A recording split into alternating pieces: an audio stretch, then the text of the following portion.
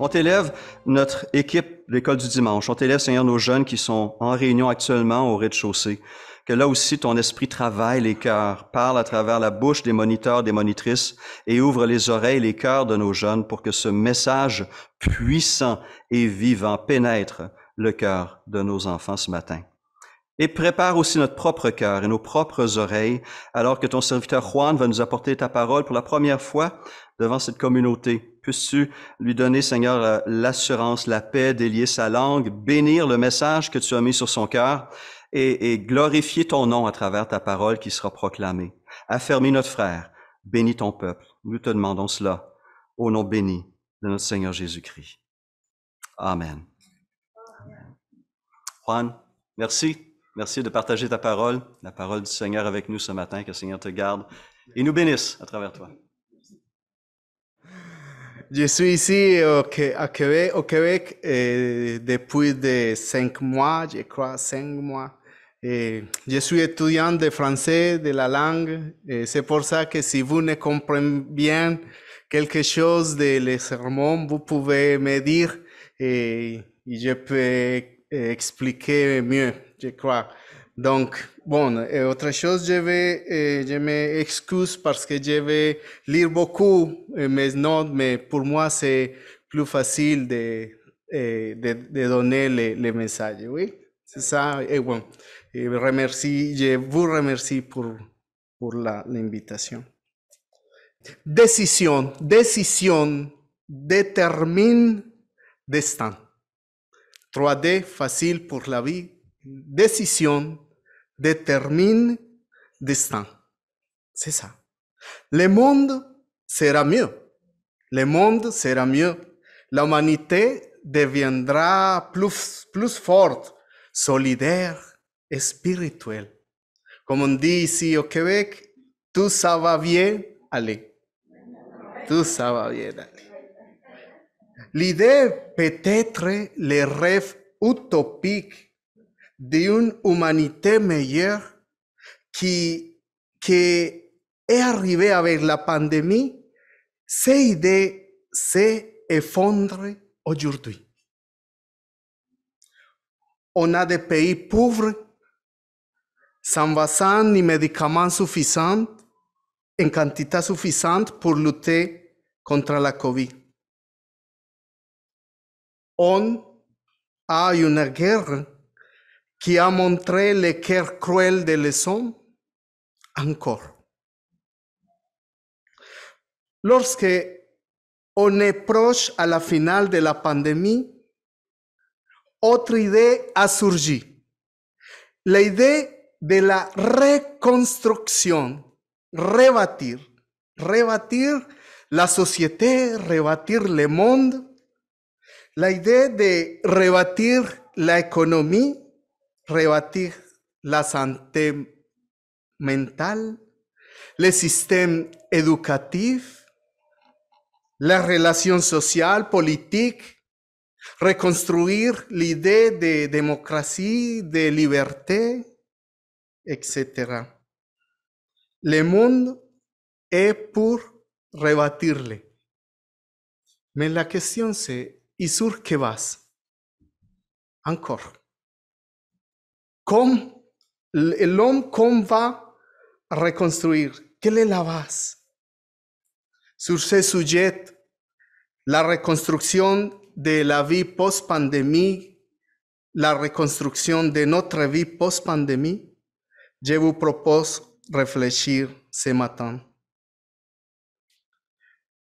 Et je voudrais commencer par dire que c'est une folie penser en bâtir ou rebâtir la vie sur du liquide. Sur du liquide. Ou pour dire d'autre forme, c'est impossible de construire ou reconstruire quelque chose de durable sur la neige. Sur la neige. Il y a beaucoup de neige, hein? Oui. Beaucoup de neige. Donc, dans le liquide, on peut nager, oui, passer le temps, s'amuser, peut-être, mais on ne peut pas bâtir ou rebâtir sur le liquide, sur la neige. Je cite ici l'académique et philosophe, philosophie, Sigmund Bauman, qui a justement créé le concept social de la modernité liquide, la vie liquide, pour définir la société de notre temps.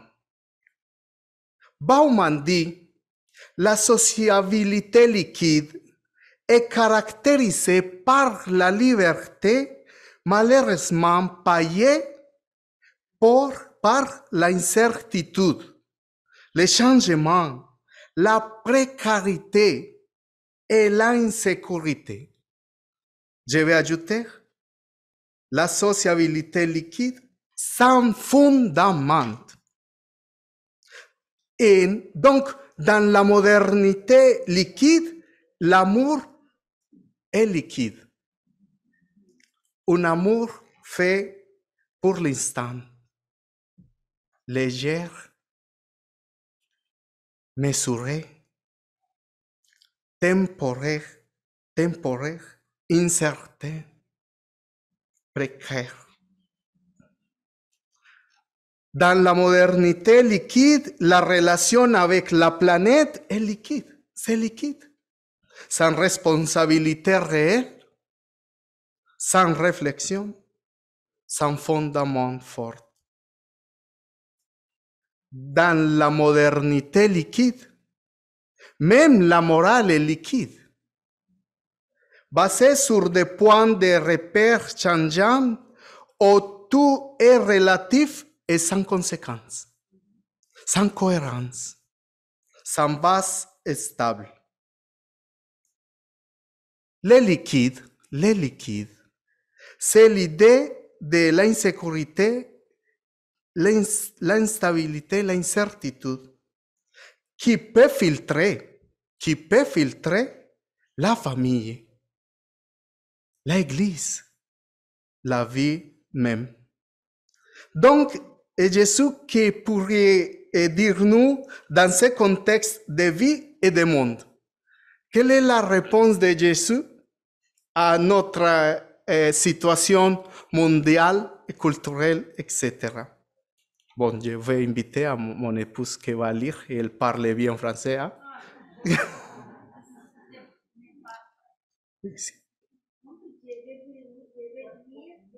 Marie, viens acá, amor. Ah, ouais.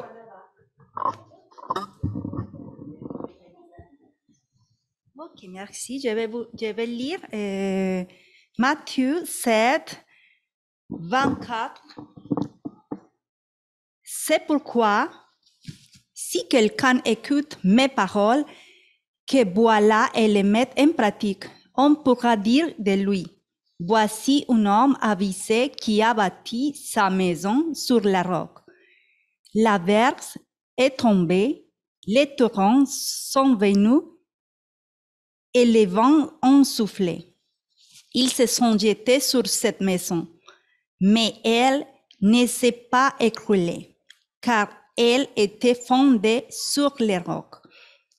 Par contre, si quelqu'un écoute mes paroles que voilà et ne les met pas en pratique, on pourra dire de lui, voici un homme sans cervelle qui a bâti sa maison sur les sables. La verse est tombée, les torrents sont venus et les vents ont soufflé. Ils se sont jetés sur ces maisons et elles s'est écroulée. C'est fou, un vrai désastre. Merci. Je vous invite à garder un silence pour un moment parce que Dieu nous a parlé, Dieu nous parle ce matin. Gardons silence.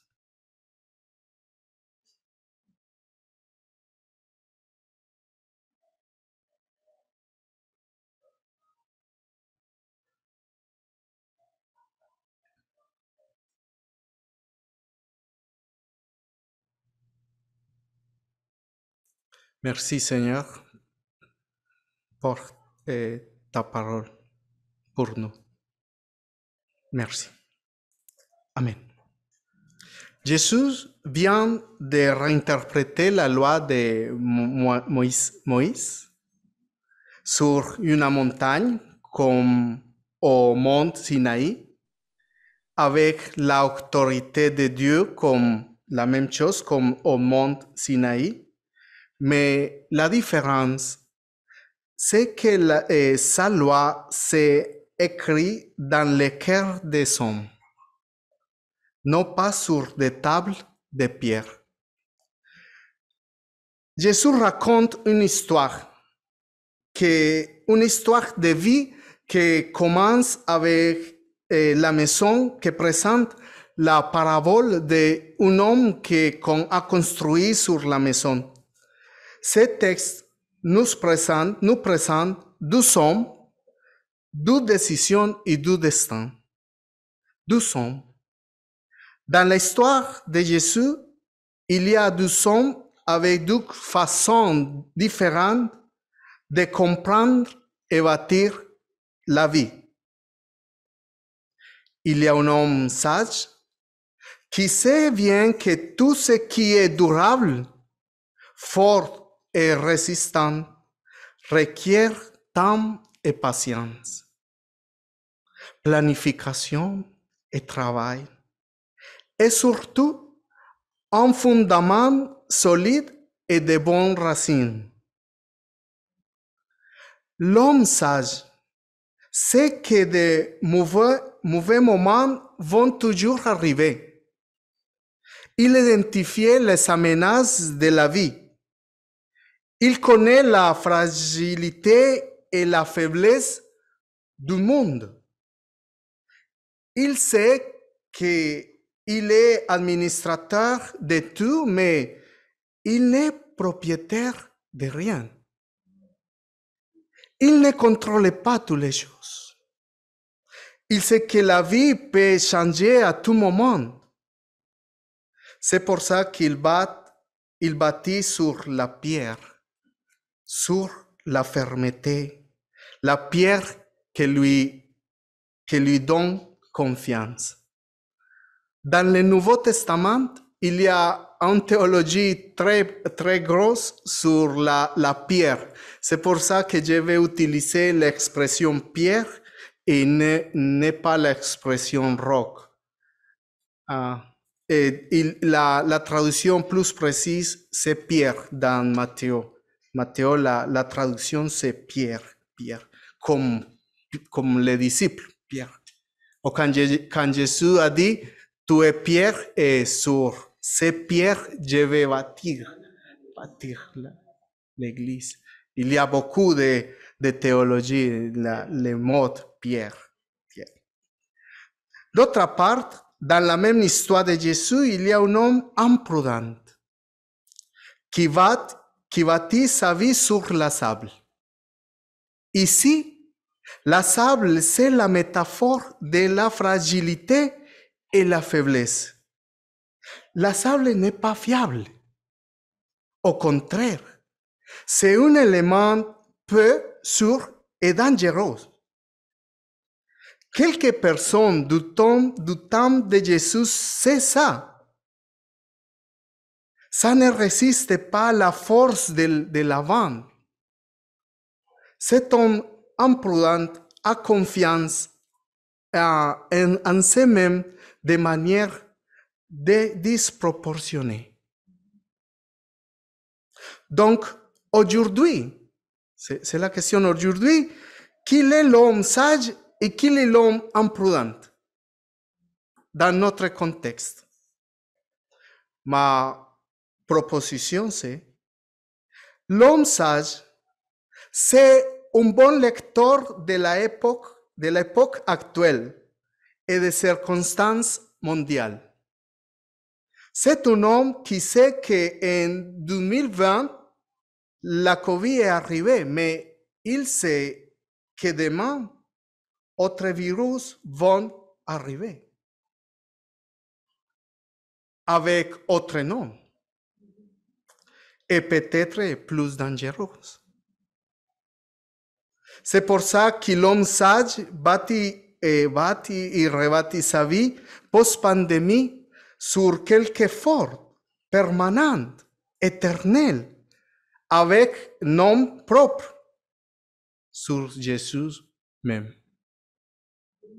C'est-à-dire que l'homme sage mettra à Jésus au centre de tout. Par contraire, l'homme imprudent base sa vie post-pandémie, il base sa vie sur la faiblesse des valeurs temporelles de la société liquide. La sable d'aujourd'hui, la consommation, l'amour à l'argent et l'individualisme, les mythes du progrès humain sans limite. Valeurs liquides qui n'apportent pas un vrai sens de vie, et moins un sens de vie éternelle. L'homme imprudent, c'est un homme à la dérive. Sa construction n'a pas fondament solide ni fort. Il n'y a pas d'assise dans la pierre. C'est un homme n'a pas une base solide en sa vie et peut-être ne l'importe pas. Maintenant,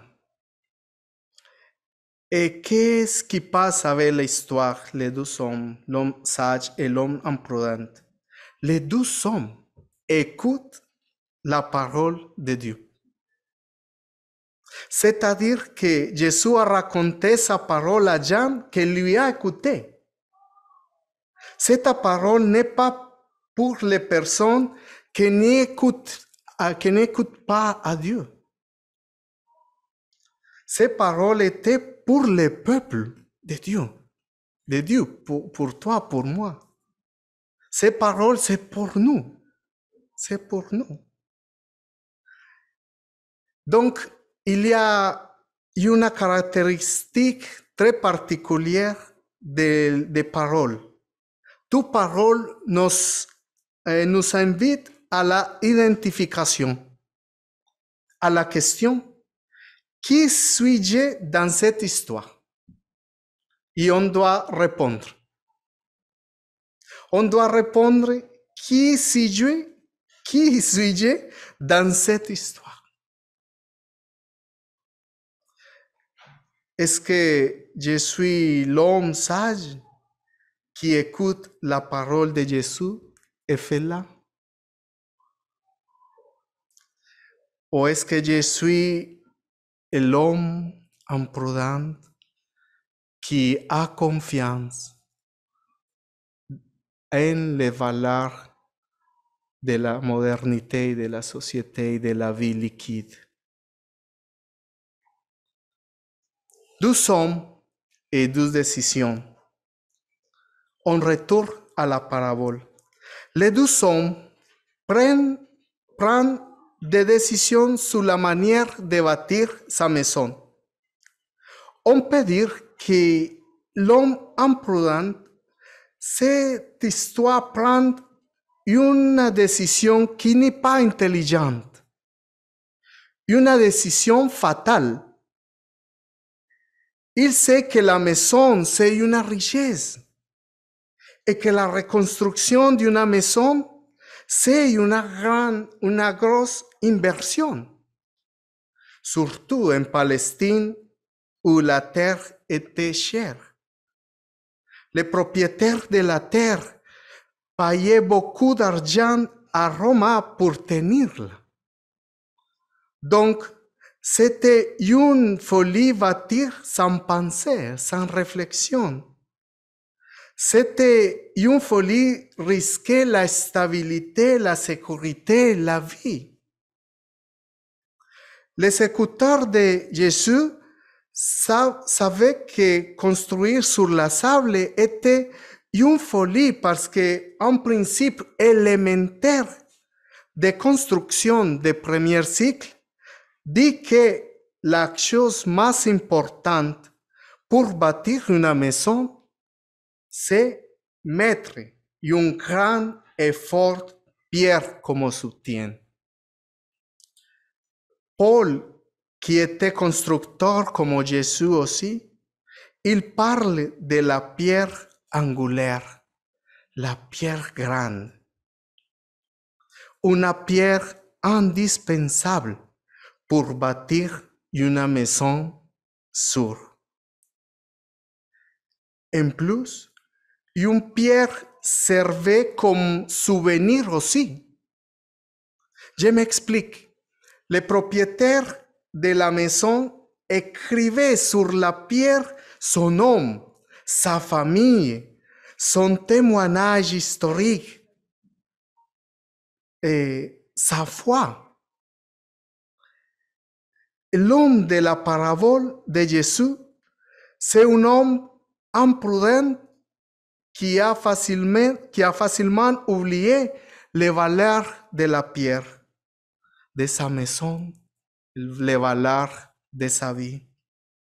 Finalement, cet homme a refusé la pierre, il a refusé la sécurité, il a refusé la possibilité de souvenir les valeurs de la pierre pour lui-même et sa famille. Au contraire, l'homme sage prend une décision intelligente.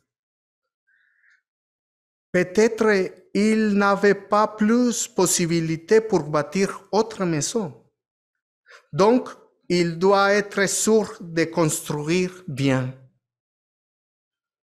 C'est pour ça qu'il cherche la pierre plus forte, la plus grande, la pierre qui donne plus de sécurité pour lui et sa famille.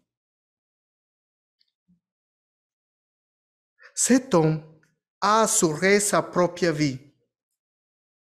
Donc, l'homme sage se souvient que le plus important par la vie, c'est avoir un bon fondeur, sûr, permanent, éternel. La maison, qui c'est la représentation de la vie même, va souffrir la force du vent.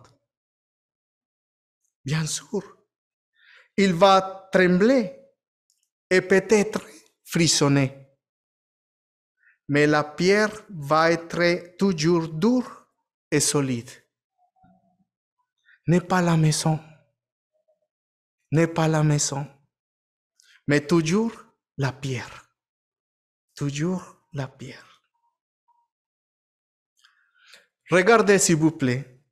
Il y a deux hommes qui prennent deux décisions différentes, mais dans la même circonstance.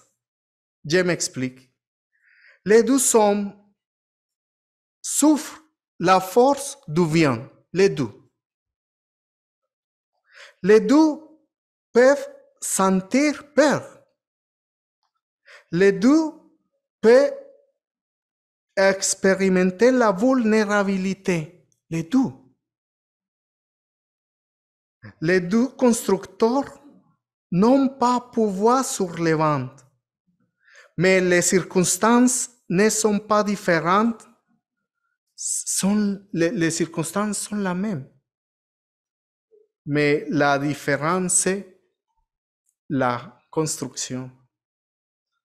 Ici, une petite histoire de la Colombie. Les Colombiens ont vécu la même guerre.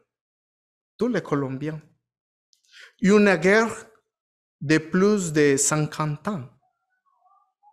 Bien sûr qu'il y a différence en intensité de la guerre dans la ville et dans la campagne, oui. Mais il y a une différence remarquable en la façon que la victime croyante ont répondu à la guerre. J'ai connu en prison, et je n'étais en prison, non, comme professeur et pasteur. Oui, vous pouvez être calmé avec moi. J'ai écouté l'histoire d'un homme qui a tué un garçon. La mère du garçon qui a été tué s'appelle Maria. Maria est croyante. Maria allait chaque semaine à la prison pour chercher le tueur de son fils. Et le tueur disait, Maria va me tuer. Et c'est sûr. Mais il a refusé Maria beaucoup de fois. Mais Maria allait chaque semaine. Fin de l'histoire. Le tueur a reçu à Maria une fois, 2 fois, 3 fois, etc. Ici, l'incroyable. Quand le tueur a sorti de la prison, il est allé à vivre avec Maria. Maria a reçu le tueur de son garçon comme son propre fils. Une décision qui a coupé la séquence de la guerre. Mais il y a d'autres personnes qui ont pris autre chemin. Le chemin de la vengeance. Et voilà, plus guerre, plus douleur, plus mort. Même circonstances, différentes décisions. Encore, on retourne à la question.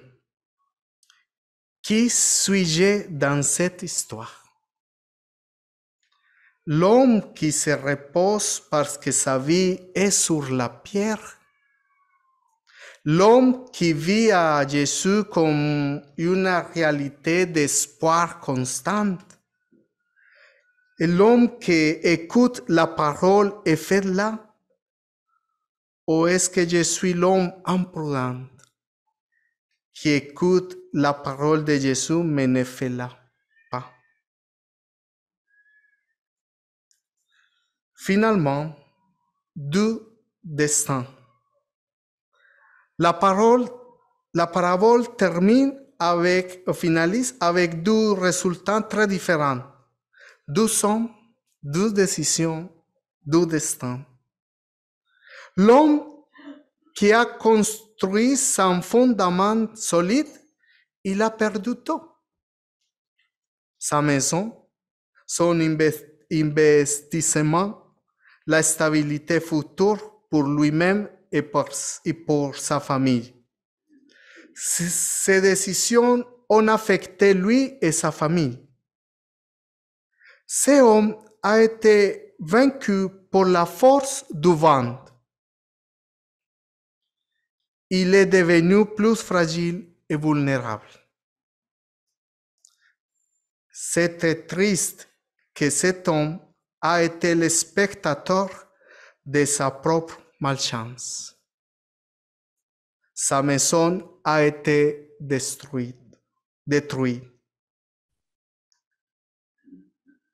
Je pense que l'homme imprudent moderne qui va sur les valeurs liquides de notre société, ce homme va voir qu'il n'y a pas sans donner son cœur, son temps, ses forces à les choses éphémères de la vie.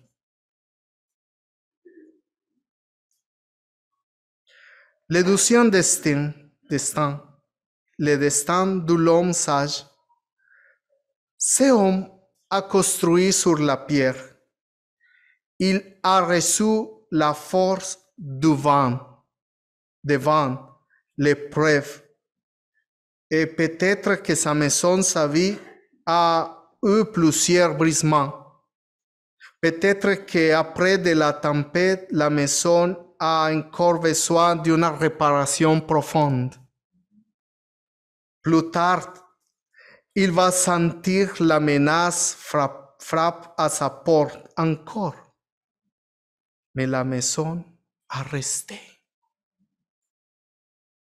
N'est pas pour la qualité de la maison, sinon à cause de la qualité de la pierre.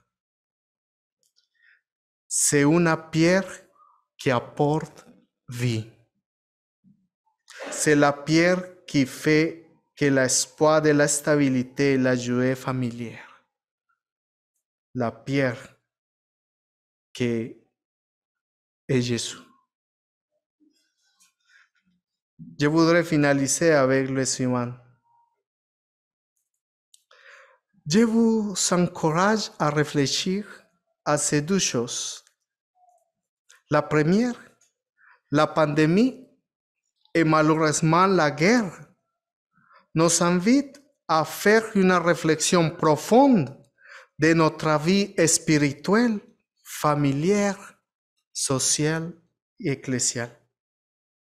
Aujourd'hui, le monde parle de la nécessité de reconstruire notre société, mais notre monde ne parle pas sur quelques éléments on va reconstruire. Ne parle pas de la base. Comme dans le film colombien, en Encanto, un film colombien, il y a une chanson qui dit ne parlons de Bruno. Bruno, c'est un homme qui c'est difficile, hein? C'est difficile de parler de Bruno. Aujourd'hui, je crois que le monde ne veut pas parler de la base de la reconstruction. Chaque jour, les aspects importants pour notre vie perdent force et solidité, deviennent liquides et faiblesse. Un exemple, la famille, par exemple. Savez-vous qu'au Québec, on estime à 67 la possibilité de divorce des couples mariés depuis 1990 et 50% des couples qui divorcent le font avant les 5 années. Dans notre monde liquide, les valeurs comme la solidarité, l'amitié, l'amour, chaque jour perdent force. Chaque jour, c'est plus difficile de trouver force en ces valeurs. Donc, dans notre société qui est devenue liquide, la conscience s'engourdit un peu plus chaque jour. Donc ici, on récupère les sermons du monde de Jésus pour ma propre vie, pour nos familles, pour notre société et le monde entier. Les sermons du monde, la Bible pleine aussi, nous montrent la base sécurisée par la vie, Jésus-Christ. Bien sûr, ça va arriver les menaces propres de l'existence humaine, de maladies, de guerres, de réchauffement climatique. Mais nous, écouteurs de la parole de Jésus, aurons confiance.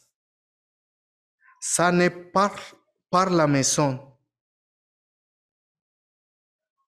Jésus nous invite ce matin à voir conscience que l'Église, que toi et moi, nous sommes la conscience de force, la conscience de la reconstruction forte, de la reconstruction sûre. Nous sommes la conscience de notre monde parce que nous pouvons dire que notre décision de suivre à Jésus, c'est une décision qui détermine notre destin par bien. Par bien.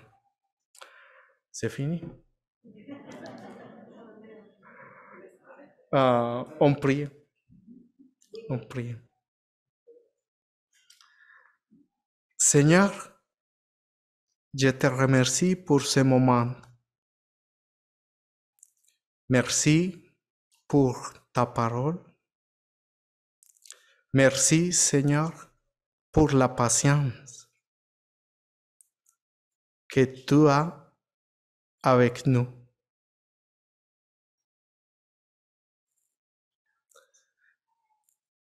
Seigneur, l'Église est la conscience du monde.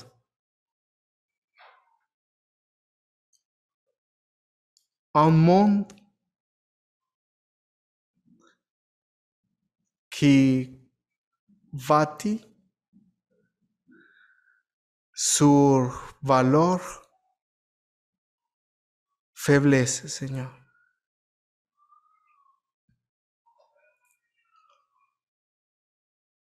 Seigneur Jésus, aujourd'hui, nous sommes les constructeurs de notre monde, de notre société. C'est l'Église qui va poser les questions difficiles pour la société. C'est l'Église qui va poser les questions indispensables pour répondre à le monde. Seigneur,